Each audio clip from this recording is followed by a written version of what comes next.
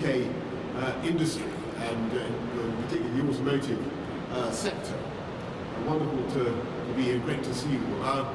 Let me begin by saying I wish I could tell you that this pandemic that we're going through was over, and I wish I could say that from Monday we could simply throw caution to the winds and behave exactly as we did before we'd ever heard of COVID. I wish I could say that, I can't. But what I can say is that if we're careful and we continue to respect this disease and its continuing menace, then it's highly probable, and all the scientists, or almost all, are agreed on this, highly probable the worst of the pandemic is behind us. There are difficult days and weeks ahead as we deal with the current wave of the Delta variant, and there will be, sadly, more hospitalizations and more deaths. But with every day that goes by, we build higher the wall of vaccine-acquired immunity, a wall that is now higher and stronger in this country than almost anywhere else in the world. And with every day that goes by, our economy is slowly and cautiously picking itself up off the floor. Businesses are opening their doors. You'll have seen the employment figures this morning, the growth in the number of jobs. People are coming back slowly to the office. And over the next few weeks, therefore, more and more people will find themselves back on their daily commute. And as Andy Haldane lately of the Bank of England has said, there is every prospect that this country is poised to recover like a coiled spring. And it's the mission of this government to ensure that insofar as COVID has entrenched problems and deepened inequalities, we need now to work double hard to overturn those inequalities. And so that as far as possible, everyone, everywhere, feels the benefits of that recovery, and that we build back better across the whole of the UK. And we need to say from the beginning that before the pandemic began, the UK had and still has a more unbalanced economy than almost all our immediate biggest competitors in Europe, and more unbalanced than pretty much every major developed economy. And when I say unbalanced, I mean that for too many people, geography turns out to be destiny. Take life expectancy. Even before COVID hit, it's an outrage that a man in Glasgow or Blackpool has an average of 10 years less on this planet than someone growing up in Hart in Hampshire or in Rutland. And I don't know what people do in Rutland to live to prodigious ages. Who knows? But they do. And there's a glaring imbalance. Take university entrance. If you're a child on free school meals in London today, you now have more than double the chance of going to university than a child on free school meals growing up outside London. It's an astonishing fact that 31 years after German unification, the per capita GDP of the northeast of our country, of Yorkshire, of the East Midlands, Wales and Northern Ireland, is now lower than in what was the former East Germany. And folks, I mean, some of you may remember going to former East Germany in the era of communism. I went there actually in 1990, just after the wall had gone down. I remember being amazed how far behind West Germany it was with their funny two-stroke engine cars and their fake coffee. But we've got to be honest with ourselves. To a large extent, Germany has succeeded in levelling up where we have not. And it's vital to understand that these imbalances and inequalities are found within the regions of the UK and not just between them. A woman from York has, on average, a decade longer of healthy life expectancy than a woman from Doncaster, 30 miles away, one stop away on the East Coast main line. In York, nearly half the working population has a higher education qualification. In Doncaster, that figure is only 25%. Why is it that Leeds has 1 in 5 working age people not in work, while in Bradford next door the number is as high as 1 in 3? Why should income per head in Monmouthshire be 50% higher than in Blaenau Gwent? No one believes, I don't believe, you don't believe, there's any basic difference in the potential of babies born across this country. Everybody knows that talent and energy and enthusiasm and flair are evenly spread across the UK. Evenly spread. It's opportunity that is not. And it's the mission of this government to unite and level up across the whole UK, not just because that is morally right, but because if we fail, then we are simply squandering vast reserves of human capital. And we're failing to allow people to fulfill their potential, and we are holding our country back. So today I want to talk again about that project of levelling up and to define it more closely in advance of a white paper later this year that will set out our plan to level up. And we should begin by stressing in all humility that this is a huge undertaking that many governments have debated about and dabbled in before, and though there have been some successes, the overall results are disappointing, and yet it could be so very different. We don't need to look at what has happened in the old East Germany, which, as I say, has overtaken parts of our country. We can look at our own history and the ability of places to recover and regenerate without natural resources, without discovering gold or oil under their streets. And look at London. We should never forget that our national capital suffered a 50-year period of decline when its population shrank by as many as 2 million people between the 1930s and the mid-80s. And the same urban decay was seen in cities around the country. And the inequalities were so acute that when I became mayor in 2008, you could travel from Westminster to Canning Town East on the Jubilee line and lose a year of life expectancy with every stop, so to speak. It wasn't the tube that was at fault; it was the environment in the city. And yet, at the end of my time as mayor, 8 years later, that was no longer true. Life expectancy had increased across the capital, but the gains had been greatest among the poorest groups. And that is what I mean by levelling up. There's much more to do in London, and there are still huge inequalities, but deprivation levels have been dramatically reduced. And let's be clear about the difference, the philosophical difference between this project, levelling up, and levelling down. We don't want to level down. We don't want to decapitate the tall poppies. We don't think that you can make the poor parts of the country richer by making the rich parts of the country poorer. And you can't hope to stimulate growth around the country by actually constraining companies from developing, as the Labour government did in the 1960s with their ludicrous industrial development certificates. Levelling up can only be achieved with a strong and dynamic wealth-creating economy. And there's got to be a catalytic role for government, and government must provide a strategic lead. But that requires consistency from government, not chopping and changing. And in the last 40 years, we've had 40 different schemes or bodies to boost local or regional growth. We had the Abercrombie Plan in London, the New Towns, the Economic Development Committees, the Urban Regeneration Corporations, the New Deal for Communities, the Regional Development Agencies, and yet none of these initiatives have been powerful enough to deal with the long-term secular trends of deindustrialization or the decline of coastal resorts.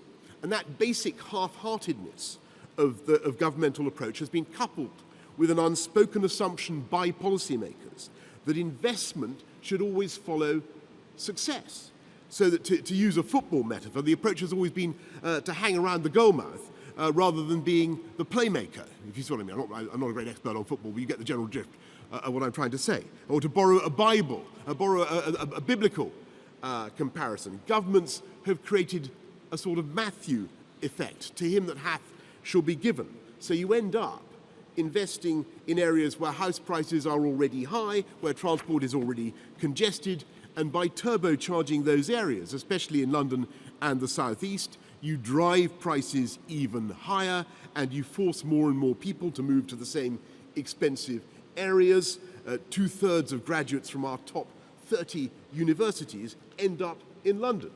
And the result is that their commutes are longer, their trains are more crowded, and they have less time with their kids, and they worry at the same time that the younger generation won't be able to get a home, and that their leafy suburb or village will be engulfed in new housing development, but without the infrastructure to go with it.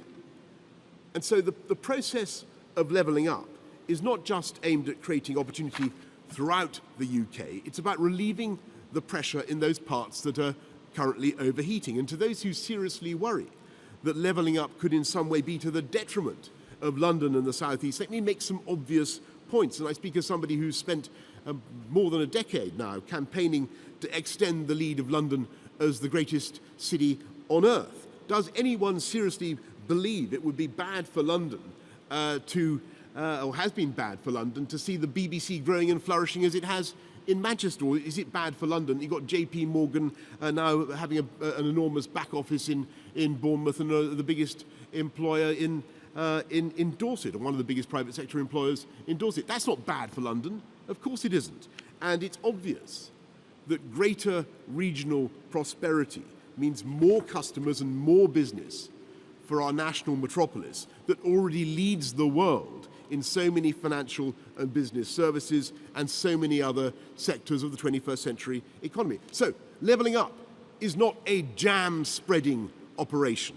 It's not robbing Peter to pay Paul, it's not zero-sum, it's win-win for the whole United Kingdom. And so this is the plan. And I will believe that we've made progress on levelling up when we've begun to raise living standards, spread opportunity, improved our public services, and restored people's sense of pride in their community across the whole of the UK. And you've got to begin by getting the basics right. And then we've got to begin by fighting crime, because we will never level up across our country.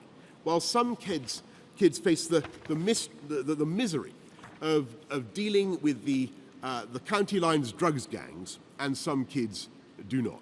And that's why we're putting rings of steel around towns that are plagued with these gangs and steadily driving them out. And so far we've squeezed more than 1,000 county lines drugs gangs out of business. And that's why we want tough sentences, and we're imposing tough sentences, and we're recruiting 20,000 more police. And we'll be ruthless in fighting crime, because it is the poorest and most vulnerable who suffer the most.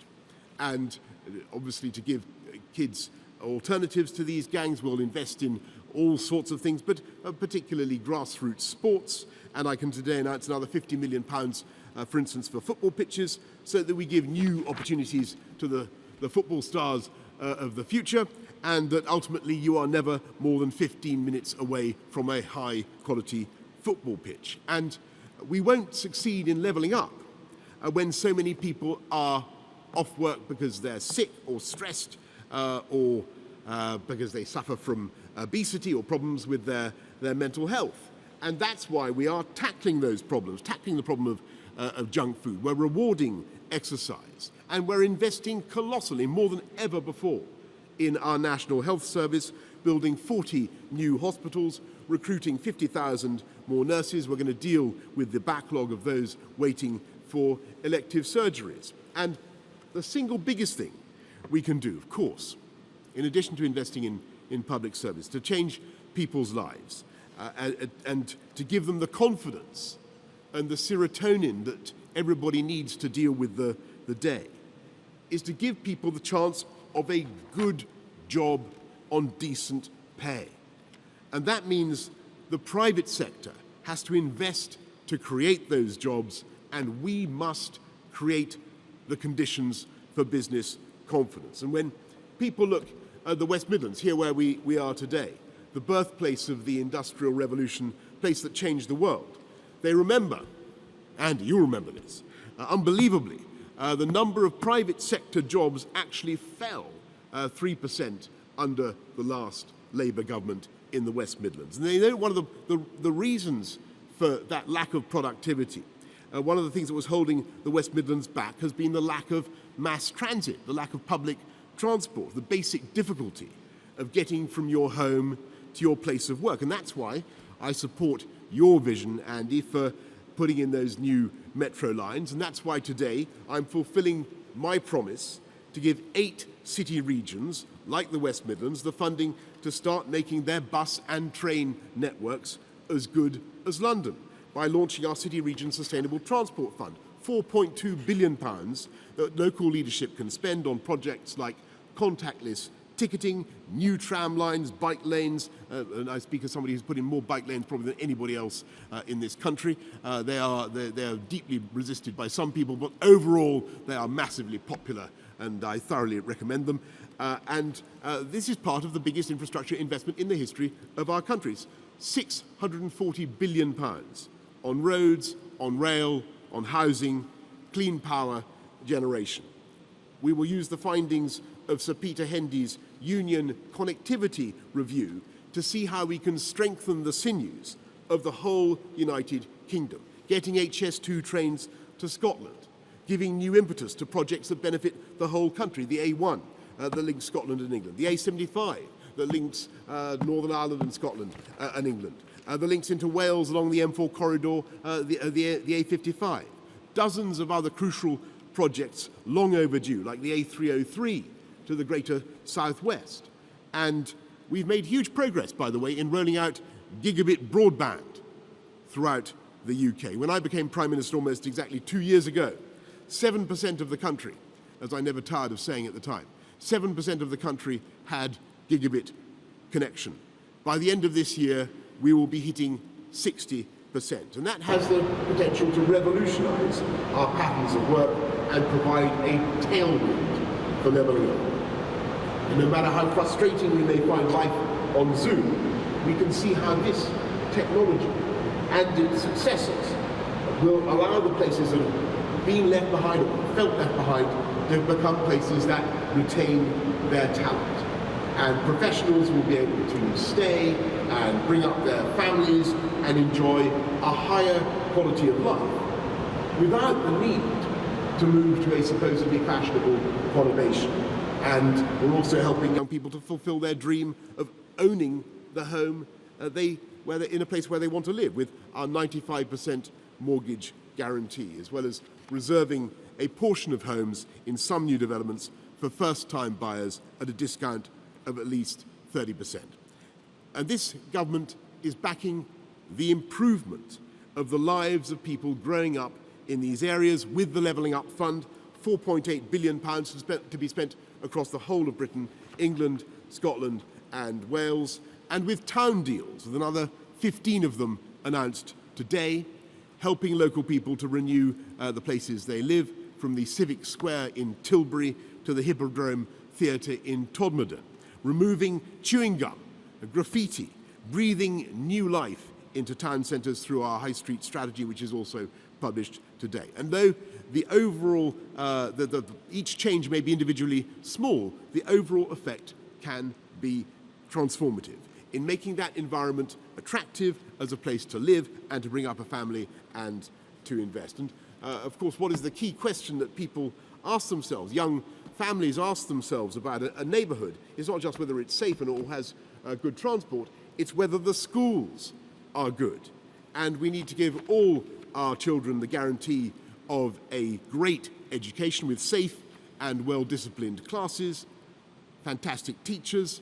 So we are literally levelling up funding for primary and secondary education with a higher level of funding per pupil, so that every teacher starts on a salary of £30,000.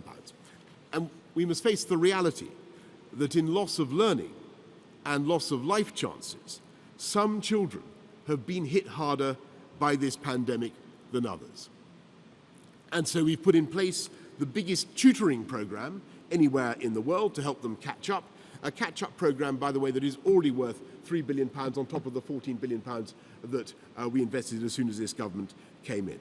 But it is in post-16 education, post-16, where the differences across our society are starkest. It cannot be right that Bath has 78% of its population with a level 3 or equivalent qualification. Bradford has only 42%. And that's why this government is so obsessed, the Chancellor, everybody, Rob Jenrick, we are all obsessed with skilling up our population. We love our universities. We believe they're one of the great glories of this country. But we need to escalate the value of practical and vocational education with its power to transform people's lives. And that's why we're rolling out T-levels and apprenticeships, because we know that higher level apprentices can earn more than the average graduate 5 years after graduation. That's why we're creating the lifetime skills guarantee, so that adults can go on to get those level 3 qualifications. And so as we improve skills and cut crime and upgrade transport and ensure that gigabit broadband is extending its invisible electronic tendrils into every home in the country and opening up limitless vistas of information and opportunity, by that process, we want to make the whole country more attractive for investment. And as we turn this country into a science superpower, doubling public investment in R&D to 22 billion, we want to use that state lead to trigger private sector investment across the whole country. So we have hubs of research or innovation like the one we're in today, exactly like the one we're in, which is actually driving battery technology. This battery industrialization center is helping to drive battery technology, when we're going to need huge numbers of these batteries. And there's going to be at least 70,000 people we need skilled to be working just in making the batteries alone.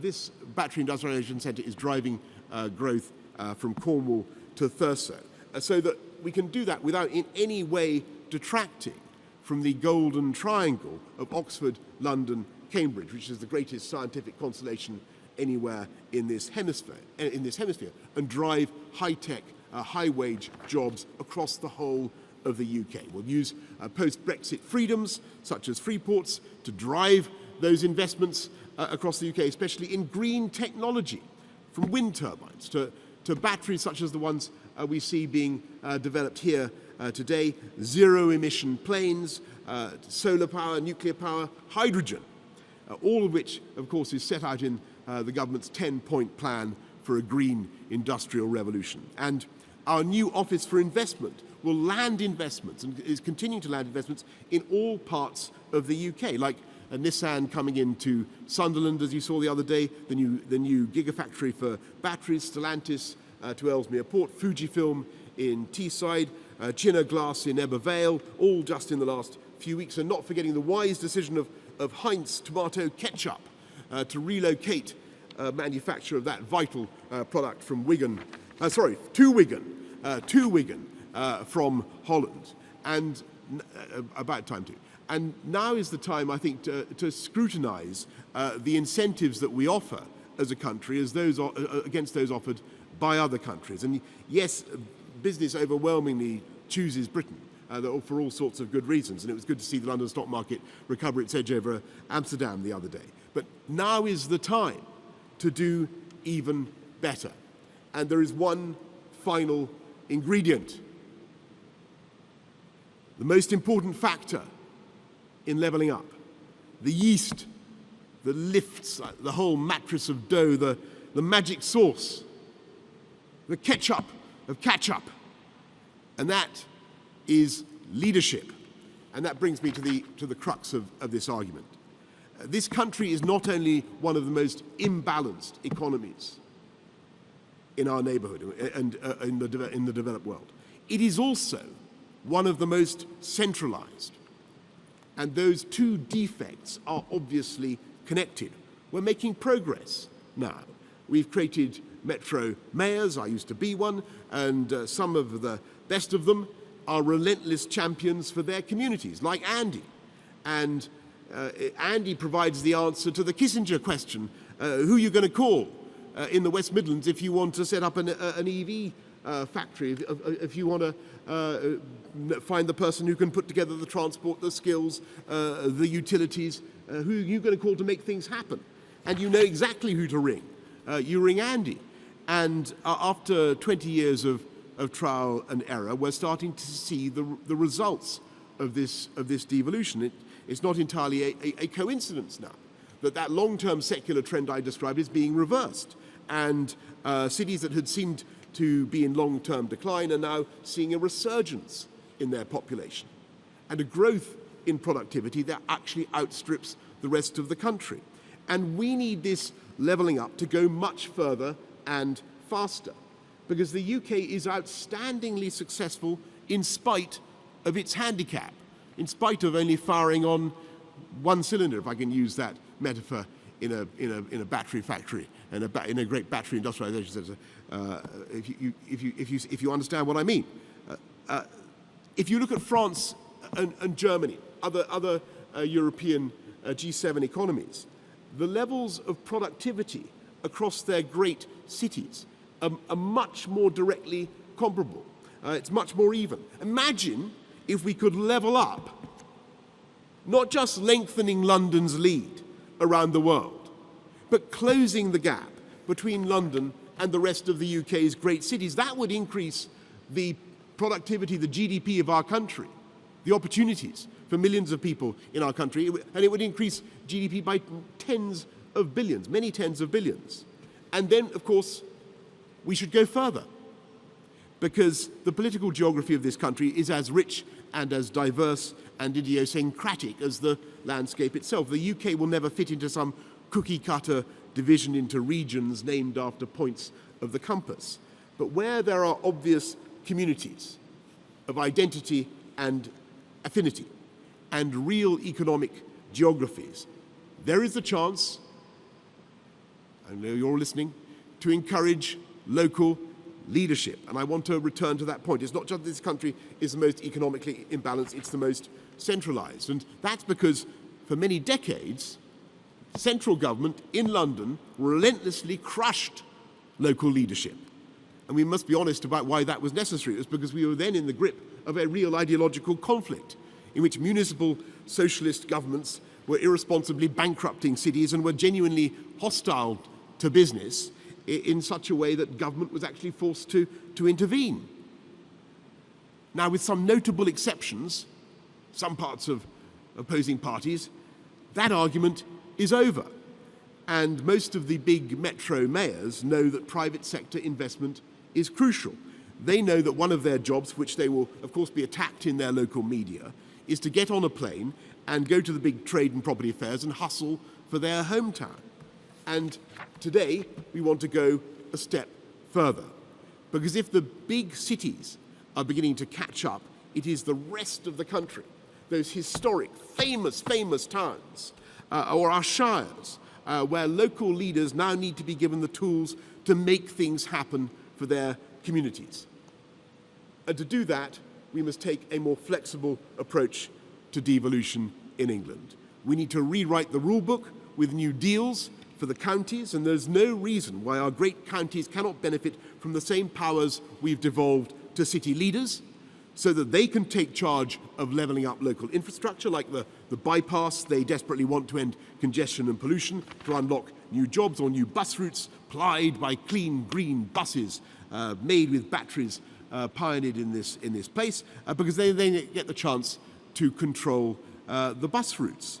Or they can level up the skills of the people in their area because they know what local business wants and needs, because they're working with them every day.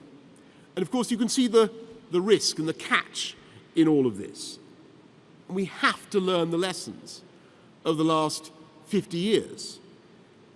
We must get the right local leadership. And I have to say, Ken Livingstone of the 2000s was a very different creature from Ken Livingstone of the 1980s. You see what I mean?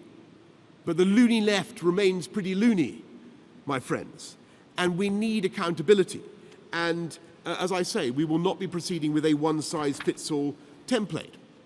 One possibility is a directly elected mayor for individual counties, and if you can think of a better title than mayor for somebody who represents a county, then please send me an email.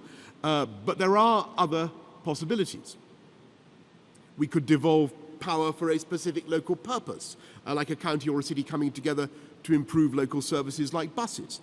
So my offer to you, that's to say all the would-be local leaders who are tuning into this conversation about levelling up, my offer to you is all of you who see a role for yourselves in local leadership, come to us in government. Come to Neil O'Brien or to me or to Rob with your vision for how you will level up, how you will back business, attract more good jobs, and improve your services. And come to us with your plan for strong, accountable leadership. And we will give you the tools to change your area for the better. And it can be done, because there's no intrinsic reason why one part of this country should be fated to decline, or indeed fated to succeed. The towns and cities that people say have been left behind have not lacked for human ingenuity. They've not been short of people with courage or intelligence or imagination. And there's no place in this country that does not have something special about it. Something about their scenery or culture or history or tradition, some selling point, unlike anything else or anywhere else in the world. And they don't think that they're left behind, and they're right. They think that they're the future, or they could be the future. And they're right about that too. And all they need is the right people to believe in them, to lead them, and to invest in them, and for government to get behind them. And that is what we're going to do. Thank you all very much for listening.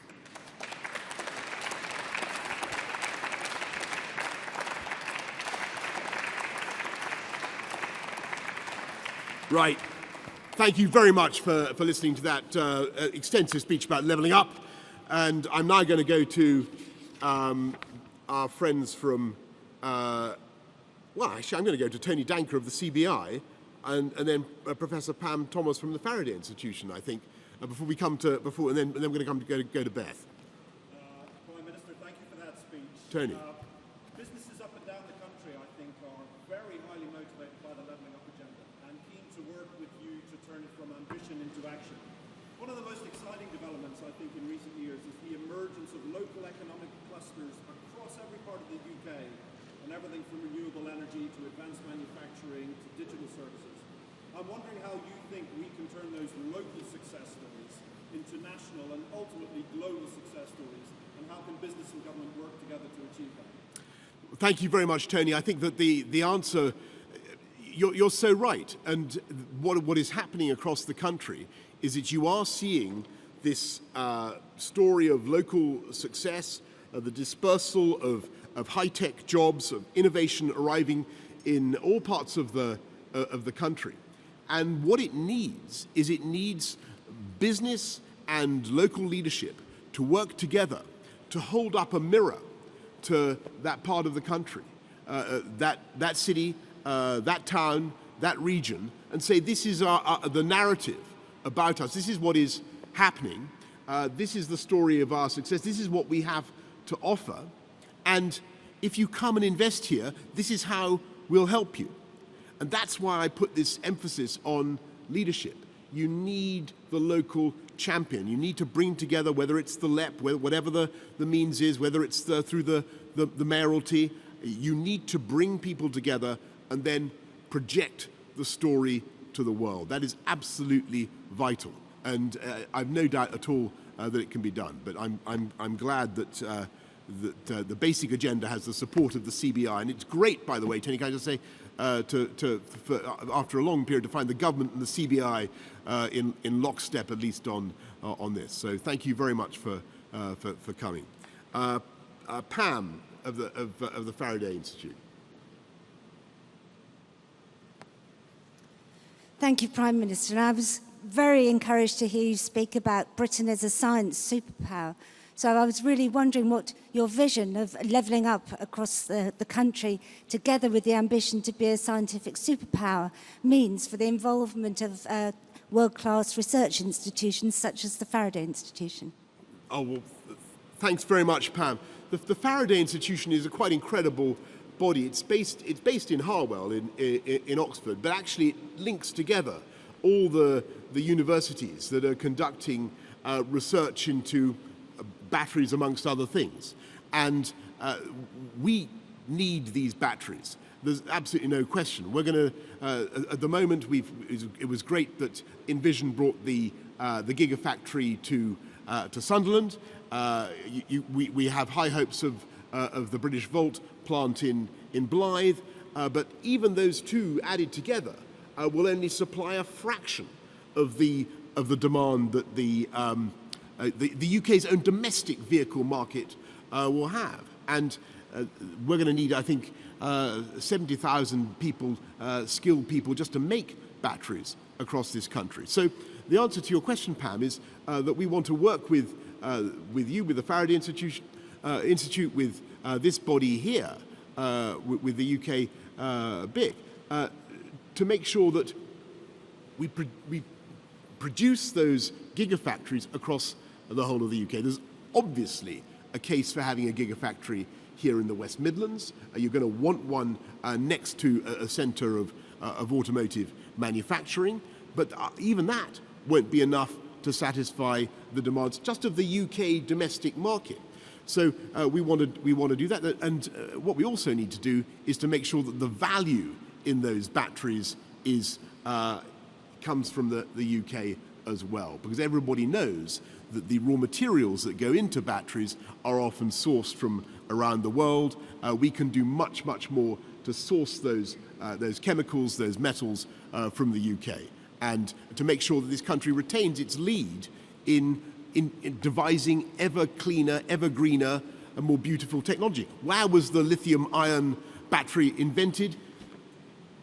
Oxford, I think I'm right in saying. And yet it's other countries that have taken that, as so often, taken that British invention, gone away, and become pioneers themselves. We now need to recapture our leading role, and I've absolutely no doubt that we can do it. Beth Rigby, Sky News.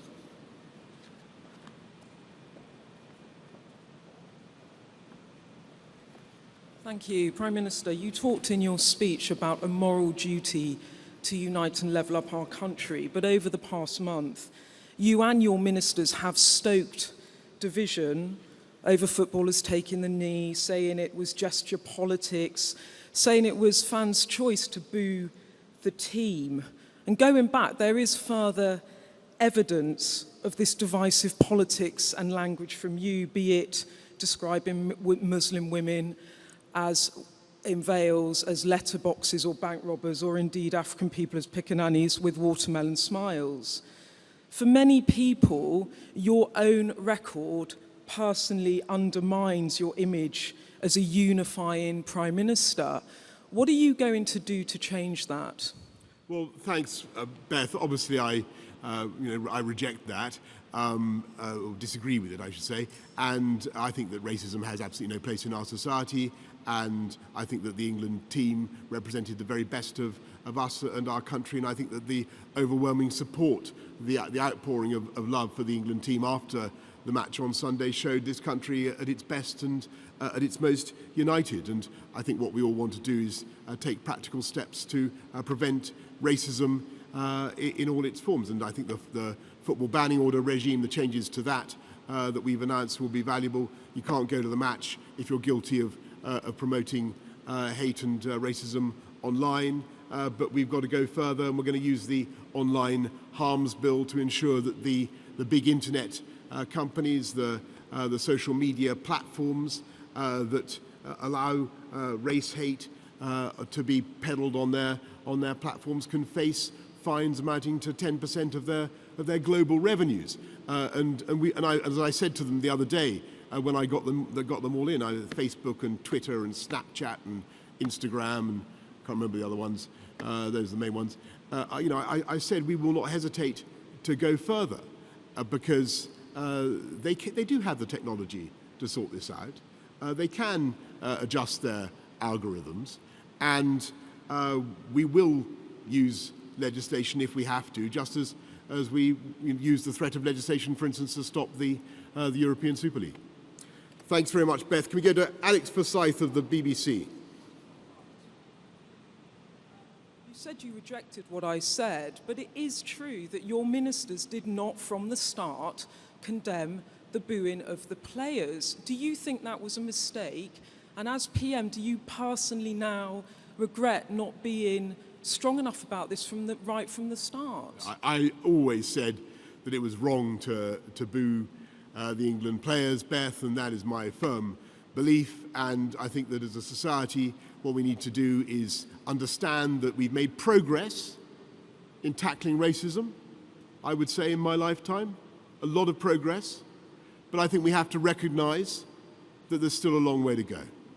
And we've got, as a government, to lead and to use the tools we have at our disposal, the ones that I've just mentioned, to show that we are firm and that there are things we simply won't tolerate, and to take the argument and the fight to those who control these very powerful media platforms, social media platforms, with their immense ability to wound and to undermine. They can stop it, and we're going to make sure that they do. Thanks very much, Beth. Let's go to Alex Forsyth of the BBC. Thank you, Prime Minister. You've painted a pretty clear picture today about the impact of an unbalanced economy, but you haven't given us a lot of new detail about how you deal with it. You're almost 2 years into the job now. Where is the clear strategy beyond investment in high streets and infrastructure as to how to tackle what is often entrenched inequalities around health, education, aspiration, and of course how you measure and define success? And if I may, Prime Minister, Henry Dimbleby has released his national food strategy today. Are you minded to accept the recommendations, including those around taxes? Well, Alex, thank you very much. I'm respectfully going to urge you just to go back over some of what I said, because I do think that, in all fairness, there was at least the skeleton of what to do. And you're right to focus on education and aspiration. But the point I wanted, and all the investments that we're making in public services, in fighting crime, all these are vital for levelling up. But perhaps the most important thing you've got to achieve is you've got to restore a local sense of pride and ambition and self-expectation amongst the local leadership. And that can be done. That can be done. And we in this government are absolutely determined to do everything in our power to achieve it. And what I would say to people thinking about this is just imagine the potential of this country, or what this country could be like, if all its areas were as productive as the most productive parts, or even half as productive as the most productive parts. We have a real, or half as productive again, I should say, as the most productive. We have a real opportunity to change people's lives and change the way this country is going, and this government is going to continue to drive it with all our might. On your point about Henry Dimbleby and obesity, obviously I will study the report. I think it's an independent report. I know that I think there are doubtless some good ideas in it. As I said earlier on, we believe in tackling obesity, trying to help people to lose weight with promoting exercise and tackling junk food advertising and so on. I'm not, I must say, attracted to the idea of extra taxes on hardworking people. Let me just signal that. But I will study his report with interest. Robert Peston from ITV.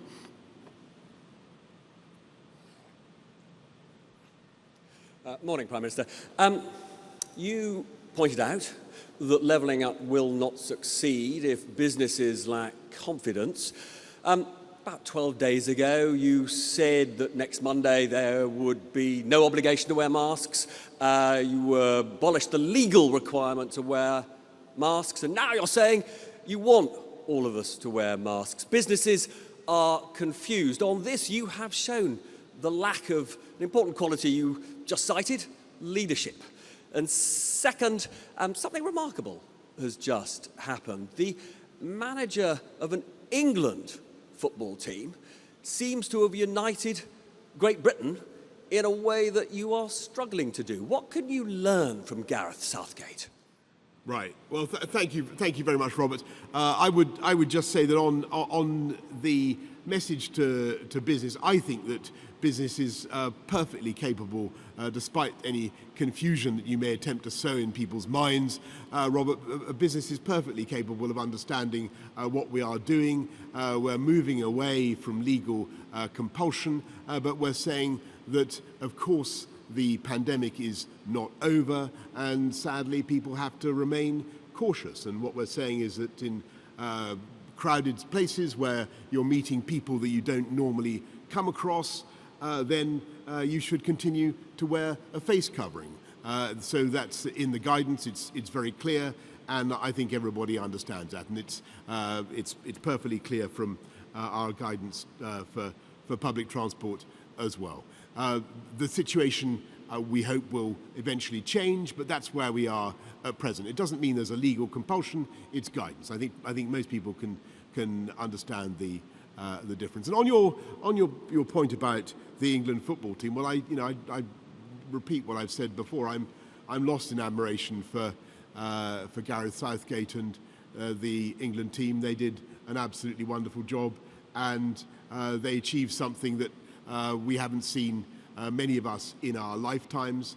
They got England, I should say, into the final of a huge knockout championship, and they so very nearly succeeded.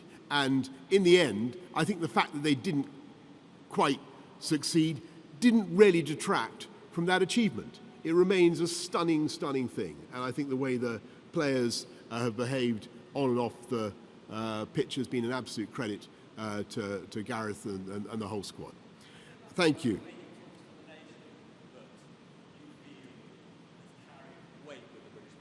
I salute the Gareth and the England team, and I sit at their feet. How about that, Rob? Will that do? Thank you, Jason Groves, Daily Mail. Thanks, Prime Minister. I wanted to ask you about your opening remarks. Should we see Monday as Freedom Day? And if not, when might it be? Are we realistically waiting till next year before we can throw away our face masks? And separately, next week, I think, is the anniversary, the second anniversary of you telling us you had a plan for social care. What's happened to that plan? And how is it going to square with this levelling up agenda you've been talking about? You've said you want to cap care costs so that people don't have to sell their own homes. Won't that inevitably give more benefit to people who live in areas where house prices are higher? Thanks, Jason. On your first point, we're in a far, far better position than we've been in at any previous point in this pandemic.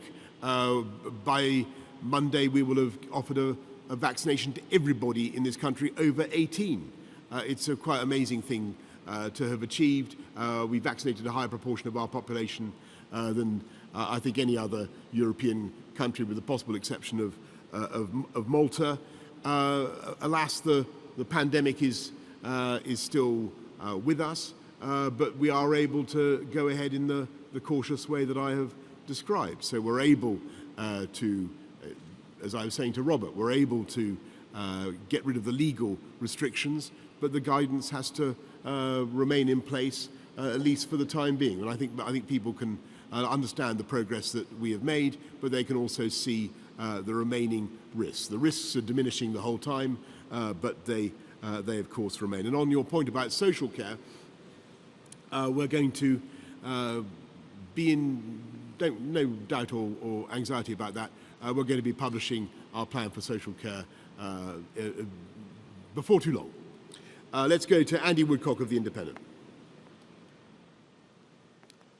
Andy Woodcock from The Independent. Prime Minister, in your speech just now, you said that when devolving power to local regions, you don't want to do it in a one-size-fits-all way because the loony left remains loony. Don't you think that will sound a lot to some people like doctoring the democratic process in order to ensure that power is devolved only to people who agree with you? And also, if I may go back to the football and racism issue, you've waxed very indignant over the last few days about racist remarks against the England team on the internet. But in the House of Commons yesterday, you were asked to disown, to apologise for, to say you regretted your previous remarks about piccaninnies and about Muslim women looking like letterboxes. You said you dealt with it in the past, but in the past all you've said is that you were sorry if people were offended, which is a very different thing, as you'll agree. Do you not feel that your refusal to offer a full apology and to disown those remarks gives a green light to people now who want to make racist remarks on the internet? Thanks very much. Well, first of all, on your point, Andy, about whether we're only going to... We'll deal with anybody.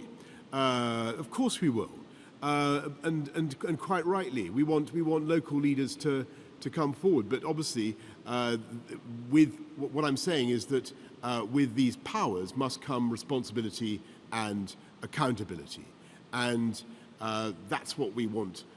What we want to see, and people taking charge of their local area, leading it, and not maybe just seeking opportunities to point up differences between themselves and central government or whatever, but actually taking a responsibility for the problems that they find, solving them with our help, obviously. But that's what we want to see. And on your second point, I think that the best thing I can say about that is I've obviously apologised in the past for things that I've said that have caused offence. I continue to apologise for them, and I think what people really want to see from government are practical steps to stamp out racism and make sure that we live in a happy, tolerant, generous and loving society. And that's what I want to see. Jess Elgott of The Guardian.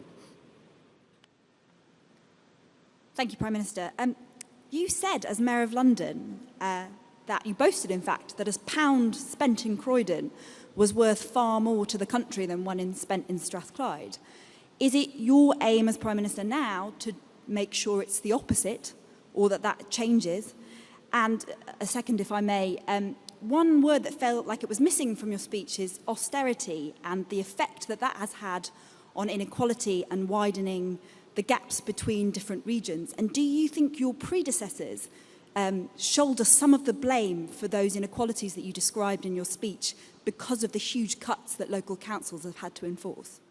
Yeah, Jess, look, you're making an incredibly important point, and I want people to understand that this objective, this levelling up project, is not about trying to stop the progress and development of the greatest city on earth. And indeed, I think that it would be a fine thing if the present mayor got on with some more of the infrastructure, the home building projects that he needs to do.